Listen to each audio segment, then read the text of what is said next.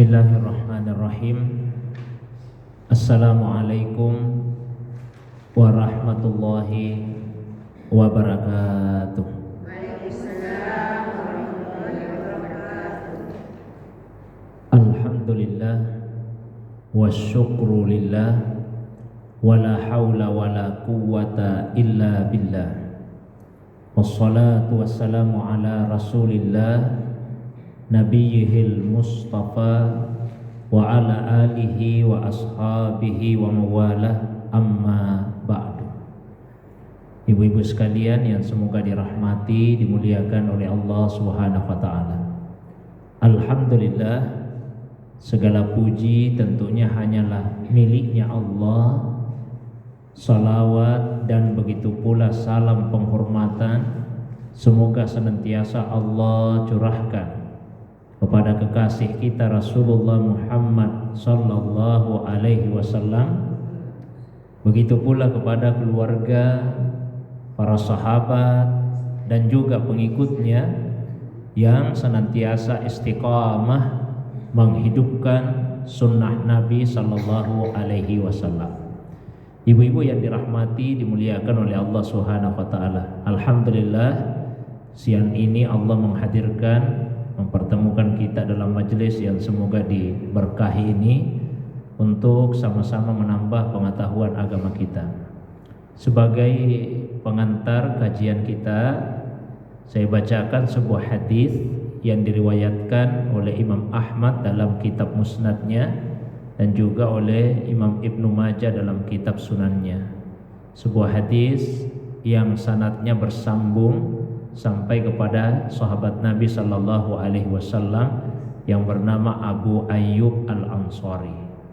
Beliau bercerita, anna rajulan jaa ila Rasulillah sallallahu alaihi wasallam wa qala ya Rasulullah izni wa aujiz, wa fi riwayatin allimni wa aujiz. Kata Abu Ayyub Al-Ansari, ada seorang laki-laki datang menemui Rasulullah sallallahu alaihi wasallam. Kemudian berkata, "Ya Rasulullah, nasihati saya dan persingkatlah nasihat itu." Di riwayat yang lain disebutkan, ajari saya dan persingkatlah. Faqala Rasulullah sallallahu alaihi wasallam. Maka Rasulullah sallallahu alaihi wasallam kemudian bersabda, ya, idza kumta fi salatika fasalli salatan muwaddi wa la takallam bi kalam ta'tazir minhu gadan wa ajma'il ya'sa mimma fi yadayin nas. Yang artinya, apabila engkau berdiri di dalam salatmu, maka salatlah seperti salat orang yang hendak berpisah. Janganlah berbicara dengan satu pembicaraan yang akan kamu sesali keesokan harinya, dan himpunlah keputusasaan pada apa yang ada di tangan manusia. Jadi sahabat tadi meminta kepada Nabi supaya diberi nasihat, diberi pengajaran yang pendek-pendek saja, tidak usah yang panjang-panjang. Ya, maka Nabi kemudian memberikan pengajaran, memberikan nasihat. Memang sangat ringkas pengajarannya Rasul, tapi padat makna. Ada 3 yang disampaikan oleh Nabi Shallallahu Alaihi Wasallam. Yang pertama, apabila engkau berdiri di dalam salat, maka salatlah seperti salatnya orang yang hendak berpisah. Kemudian yang kedua, pesannya Nabi, jangan mengucapkan perkataan yang akan disesali keesokan harinya. Kemudian yang ketiga, janganlah punya pengharapan kepada apa yang ada di tangan manusia. Ya, saya bahas satu-satu dari 3 nasihat tadi. 1, apabila salat, jadikanlah salat itu seperti salat orang yang hendak berpisah. Atau jadikan salat itu seperti salat perpisahan, salat penutup. Tadi tentu sudah salat zuhur Bu ya. salat zuhur. Tidak ada jaminan bahwa kita masih akan hidup sampai masuk waktu asar. Seandainya Allah Subhanahu wa taala menyingkapkan satu saja persoalan gaib kepada kita, diberi kita ilmu, ya, diberi kita pengetahuan bahwa ajal kita hanya sampai di siang hari ini, jam 2:30 kita akan mengalami kematian. Kira-kira seperti apa salat zuhur yang sudah kita kerjakan tadi? Pasti kita akan melaksanakannya dengan cara yang sebaik-baiknya. Pasti begitu, ya. Oh, inilah salat saya yang terakhir. Setelah ini tidak ada lagi kesempatan saya untuk melaksanakan salat wajib. Kalau itu yang terakhir, maka pasti kita akan melaksanakannya dengan cara yang sebaik-baiknya. Kalaupun Allah SWT misalnya masih memanjangkan umur kita, kita hidup sampai masuk waktu asar, kurang lebih satu jam atau 1,5 jam ke depan, kita masih hidup sampai masuk waktu asar. Jadikan salat asar kita itu seperti salat terakhir, salat perpisahan, karena tidak ada jaminan kita masih akan hidup sampai masuk waktu maghrib. Pendeknya, setiap kali kita melaksanakan satu salat, anggaplah salat itu sebagai salat penutup, sebagai salat perpisahan, ya, karena tidak ada jaminan kita masih akan bisa hidup untuk melaksanakan salat yang berikutnya, salat yang selanjutnya. Nah, perasaan seperti itu jugalah yang akan bisa membantu untuk mendapatkan kekhusyuan di dalam salat. Nabi SAW pernah bersabda, "Uzkur al-mauta fi salatik, fa innar rajula idza zakaral mauta faharra ayyuhsina salatahu."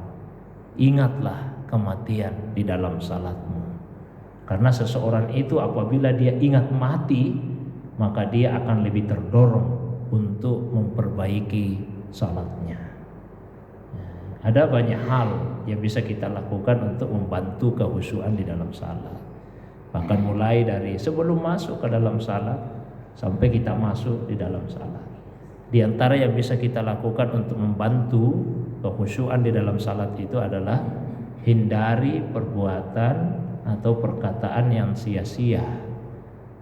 Yang sia-sia ini bukan berarti yang haram, bukan berarti yang makruh, termasuk perbuatan yang mubah. Tapi kalau itu dilakukan membuat kita terhalang dari hal-hal yang lebih bermanfaat. Sehingga di Al-Quran di surah Al-Mu'minun, Allah gandengkan, Allah rangkaikan antara kekhusyuan di dalam salat dengan kemampuan untuk menjauhi perbuatan yang sia-sia. Di surah Al-Mu'minun Allah berfirman, Bismillahirrahmanirrahim, qad aflahal mu'minun alladzina hum fi salatihim khashi'un walladzina hum anil lagwi muridun. Sungguh berbahagialah orang-orang yang kokoh keimanannya, yaitu mereka yang apabila salat bisa khusyuk, dan dari perbuatan yang lagwun, yang sia-sia, mereka bisa berpaling darinya.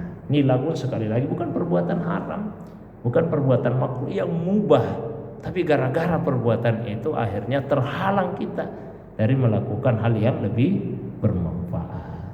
Misalnya katakanlah kalau yang laki-laki sekarang banyak nonton bola, bukan berarti dilarang nonton bola, tapi kalau kebanyakan nonton bola akhirnya akan menghalangi dari yang lebih bermanfaat. Mungkin nonton sinetron, misalnya terlalu lama nonton sinetron, akhirnya bisa menghalangi dari yang lebih bermanfaat. Itu bisa mengganggu kekhusyuan kita di dalam salat. Ya, begitu juga banyak-banyak kita berdoa, Allahumma inni a'udzubika min qalbin la yakhsha, wa min ilmin la yanfa, wa min nafsin la tashba, wa min du'ain la yusma. Di riwayat yang lain, wa min du'ain la yustajab lahu. Ya Allah, saya berlindung kepadamu dari hati yang tidak bisa khusyuk, dari ilmu yang tidak memberi manfaat, dari diri yang tidak pernah merasa puas, dan dari doa yang tidak didengarkan atau doa yang tidak diijabah. Nah, termasuk faktor utama juga supaya bisa khusyuk setelah masuk di dalam salat, yaitu tadi, ya, selalu kita menganggap bahwa boleh jadi inilah salat terakhir yang bisa saya lakukan, karena ajal itu di tangan Allah. Kematian bisa mendatangi kita kapan saja. Kematian itu tidak mengenal tempat, tidak mengenal waktu, tidak mengenal keadaan. Ya. Kematian bisa mendatangi kita di mana saja. Memang banyak yang meninggal di rumah sakit, tapi banyak juga orang yang meninggal di rumahnya sendiri. Ada yang meninggal di jalanan, ada yang meninggal di tempat ibadah, ada yang meninggal di tempat maksiat. Kematian juga tidak mengenal waktu. Ada yang meninggal di malam hari, ada yang meninggal di pagi hari, ada yang meninggal di siang hari, ada yang meninggal di sore hari. Tidak mengenal keadaan. Alhamdulillah, ada yang mengalami kematian pada saat melakukan ketaatan, sementara sholat, sementara sujud, ya, sementara baca Quran, sementara berzikir. Tapi tidak sedikit pula yang meninggal sementara berbuat maksiat. Ya, sehingga kita harus selalu siap kapanpun kematian itu mendatangi kita. Nah, sehingga ingat-ingat terus akan kematian termasuk di dalam salat. Itu pesan pertamanya Nabi. Nah, terus pesan yang kedua dari Nabi Shallallahu Alaihi Wasallam, la takallam bi kalam ta'taziru minhu gadan. Jangan mengucapkan perkataan yang akan disesali besok. Besok itu maksudnya di hari kemudian. Kan semua yang kita ucapkan, semua yang kita lakukan akan dipertanggungjawabkan nanti di hari kemudian. Termasuk kata-kata kita ini, semua akan dipertanggungjawabkan nanti di hari kemudian. Maka sebelum mengucapkan satu perkataan, ditimbang baik-baik, jangan sampai menjadi penyesalan kita di hari kemudian. Orang yang mampu menjaga lisannya, insya Allah akan selamat dunia akhirat. Kan Nabi pernah memberikan jaminan, Bu. Kalau kalian bisa menjamin untuk saya dua hal, saya jamin surga untuk kalian. Apa itu? Yang pertama, jagalah apa yang ada di antara dua bibirmu, lidah maksudnya. Yang kedua, mohon maaf, jagalah yang ada di antara dua pahamu, pemaluan maksudnya. Kalau ini bisa dijaga, Nabi jaminkan surga untuk kita. Jadi jaga baik lidah. Banyak dosa yang dilakukan itu dari lidah, di antaranya dusta. Lalu dusta ini adalah pintu gerbang dari semua perbuatan dosa. Sehingga di hadis Nabi sampaikan, iyakum wal kazib, jauhi dusta. Fa innal kaziba yahdi ilal fujur. Karena dusta itu yang akan mengantar kepada fujur, kepada semua perbuatan-perbuatan dosa. Wa innal fujur yahdi ilan nar, dan dosa itulah yang akan menjerumuskan masuk ke dalam api neraka. Kalau ada seseorang yang terus-menerus berdusta, pada akhirnya dia akan tercatat di sisi Allah sebagai pendusta yang besar. Dijaga ini lisan supaya kita tidak berdusta. Ya meskipun ada dusta yang dihalalkan, Bu. La yahilul kazib illa fi salas. Tidak dihalalkan berdusta kecuali dalam 3 hal. Yang pertama, ayyuhaddisar rajulu imra'atahu fayakzib liyardiyah. Seorang suami mendustai istrinya, ya, boleh itu, Bu, suami mendustai istri, ya, dengan maksud untuk membuat ridho, membuat senang hati istrinya. Misalnya ibu masak kurang enak, ya, terus ibu tanya sama suami, bagaimana masakan saya, Pak? Enak. Kalau suami jujur mengatakan tidak enak, kan pasti ibu tersinggung. Daripada ibu tersinggung tidak mau lagi masak, lebih baik didustai saja. Wih, enak sekali, Bu.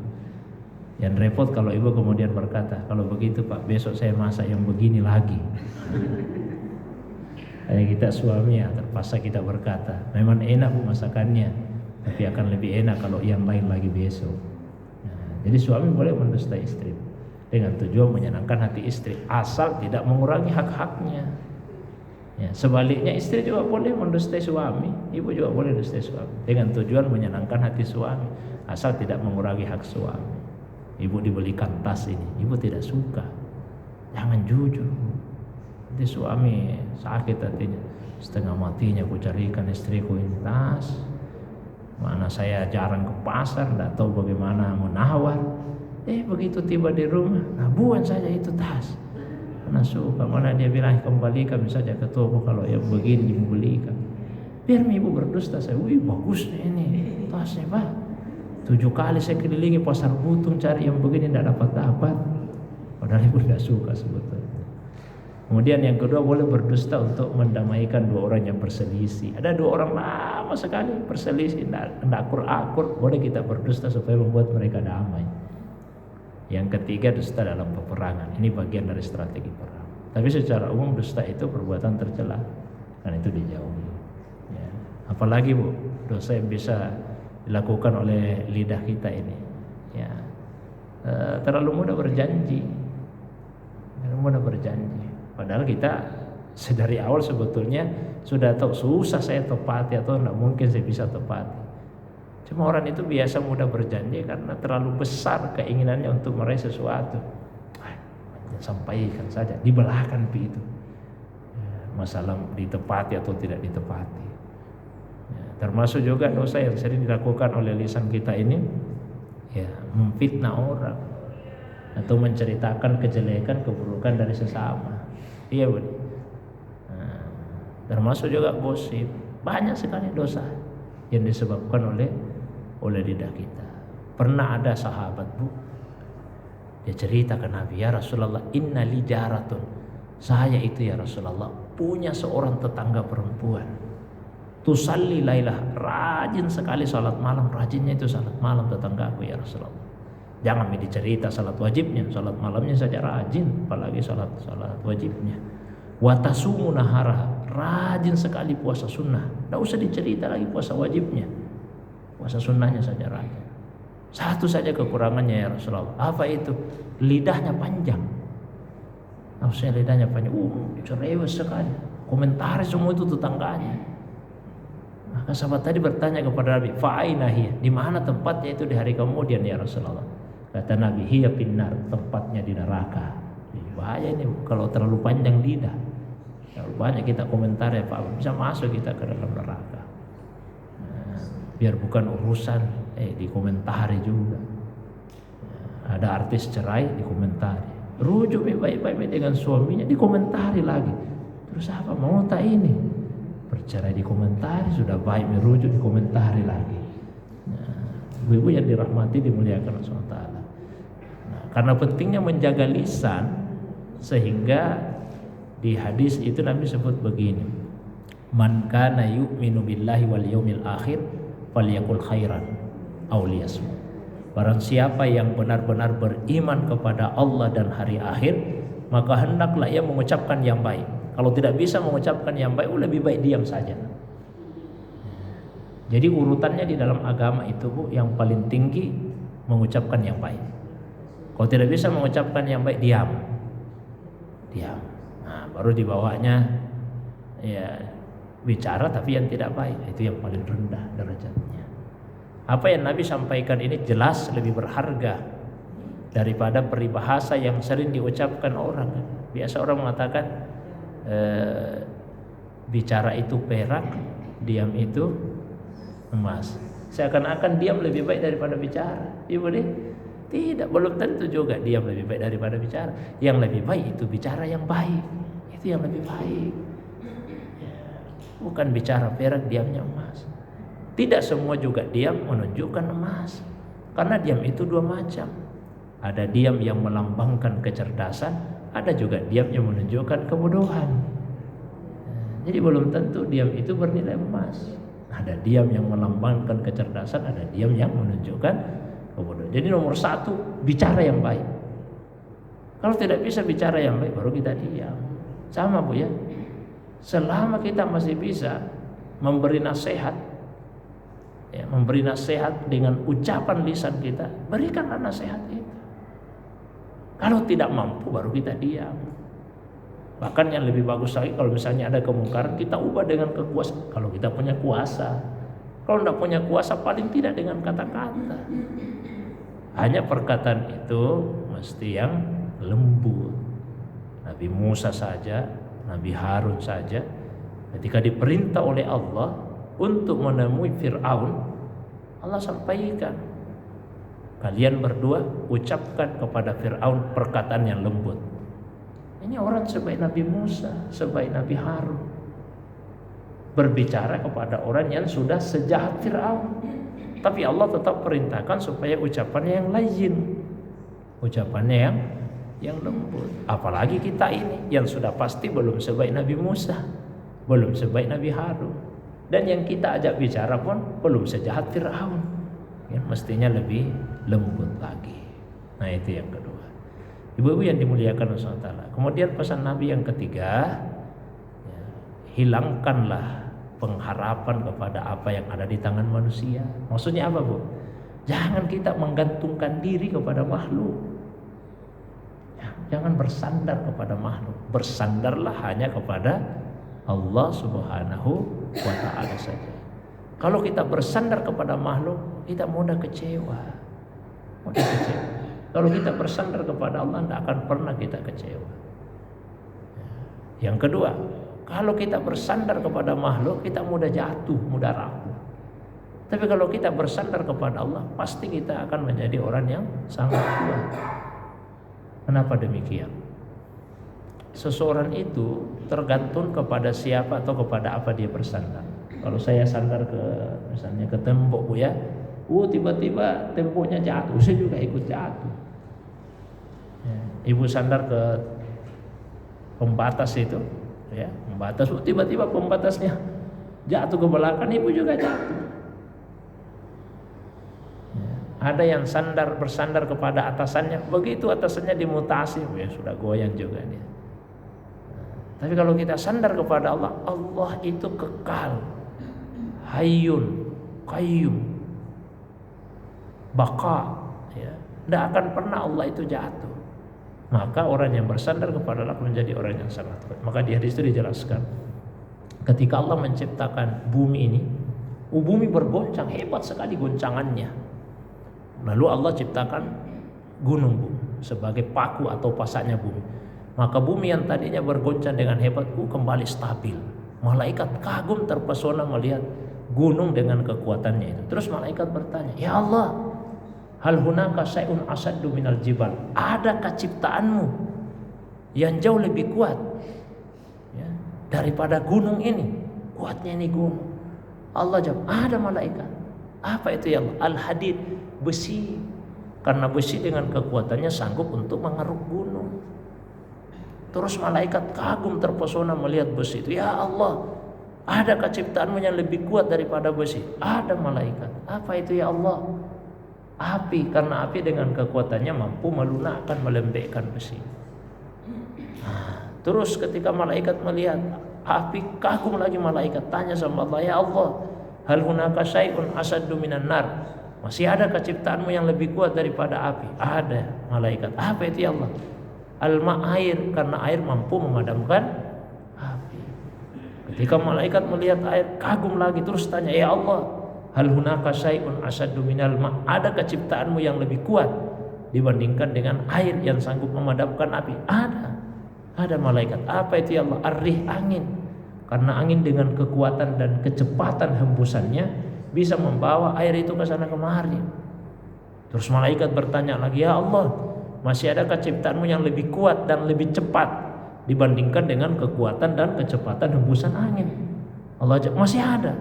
Apa itu ya Allah? Anak manusia. Ketika ia beramal, misalnya dia berinfak, dia ikhlas, kecepatan amalannya untuk sampai kepada Allah itu jauh lebih cepat dibandingkan dengan kecepatan hembusan angin. Dan dia akan jauh lebih kuat daripada apapun jua. Karena orang yang ikhlas itu sandarannya adalah Allah Subhanahu wa ta'ala. Sandarannya Allah Subhanahu wa ta'ala. Maka ibu-ibu yang dirahmati, dimuliakan oleh Allah SWT, mari kita berusaha untuk mengamalkan 3 nasihat. Ringkas saja itu nasihatnya. Nasihat yang pertama, bagaimana supaya kita selalu berusaha untuk menjadikan salat yang kita kerjakan seperti salat orang yang hendak bepergian, salat orang yang mau meninggal, seakan-akan itulah salat terakhir yang bisa kita kerjakan. Yang kedua, selalu berusaha kita jaga ucapan kita, ya, jaga ucapan, jangan sampai ucapan itu kita sesali nanti di hari kemudian.